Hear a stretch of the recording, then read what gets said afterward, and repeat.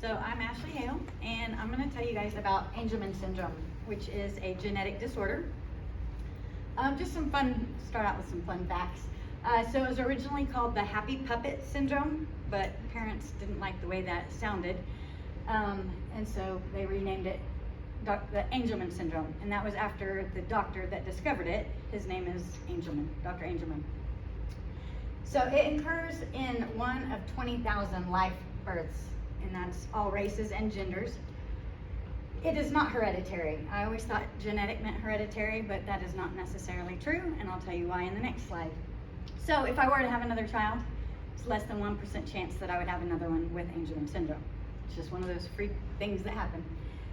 The first test for it was not until 1996, which is really not that long ago. Colin Farrell has a son with Angelman syndrome, and there are 21 known cases in Oklahoma.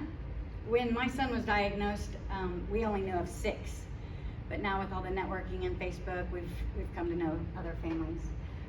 It is also not detected at birth. So how this happens? What it means is it's a loss of function in this particular gene, the ubiquitin enzyme 3A gene, and it is on the maternal 15th chromosome. I know that's a lot to take in. So what that means in layman's terms is in the very early stages of pregnancy, the egg and the sperm meet up and all of the chromosomes duplicate. And so we're talking about the 15th chromosome. So let's say it duplicates 4 times. Well, on those chromosomes, the maternal and the paternal, there's genes, several genes on each of those. And what they do is they break off and they mix and they match, and then there's like, say 3 copies of those 15, and then they break off and they mix and they match, and they do this 2 to the 23rd power. It's lots of room for error, until there's only 1 copy of the maternal and paternal of the 15th chromosome. And so on this particular gene, and then all of our genes are turned off or on. Well, for this particular gene, it is always turned on the maternal side. So a few ways that Angelman syndrome can happen is the deletion, which is where when they mix and they match, and they go to that final stage, that one gene just doesn't move fast enough. So it's just not there. And so I showed a little diagram so you guys could see how it's supposed to look like, but it's missing. So that's one way it can happen, and that is the kind that my son has. Just didn't move fast enough.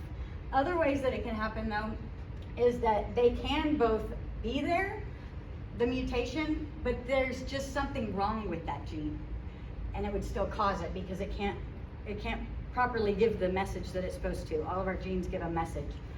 The other way is that it just has 2 copies of the paternal side of that gene. So when it's mixing and matching 2 copies, remember I said that they go to these stages, just 2 copies got down to that final stage instead of 1 from each chromosome. And the other one is that it's there, but the gene is blank. There's just no information for it to read.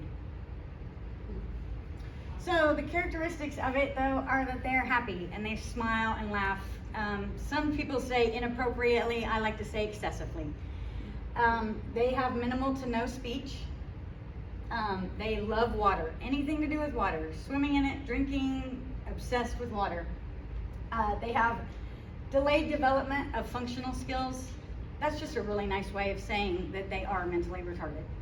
I mean, it sounds harsh, but it kind of puts the reality of things. So they live a full lifespan, but he will never be able to live on his own. So they usually have seizures, irregular sleep, jerky limb movement, which is where they got that happy puppet, because they kind of go like this and they have jerky limb movements, but they're happy. And they frequently drool. And there's a picture of my son. So my son Preston has Angelman syndrome, and I like to say he's a happy puppet without the strings, an angel without wings. He is more than his diagnosis. He's exactly who God created him to be, and every day he teaches me to focus on our abilities and not our disabilities. Oh my God.